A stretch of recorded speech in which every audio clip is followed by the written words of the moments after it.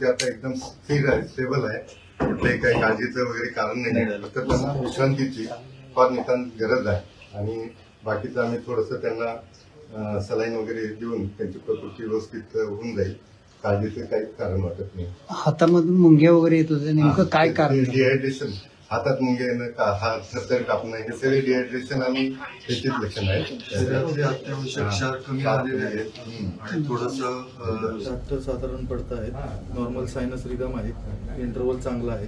त्यांचा रक्तदाब थोडासा कमी बाजूला राहतो. डिहायड्रेशनचे भरपूर सायन्स आहेत त्यांच्यामध्ये आणि कदाचित साखर पण कमी असलेली शक्यता आहे. आपण इथेच त्यांना सलाईन लावून ट्रीट करणार. नाही, महाराष्ट्र अख्खा बघतोय त्यांना, म्हणून प्रश्न हा आहे की फार काही सिरियस नाहीये ना? नाही, सिरियस निश्चितच नाहीये, पण डिहायड्रेशन मात्र आहे.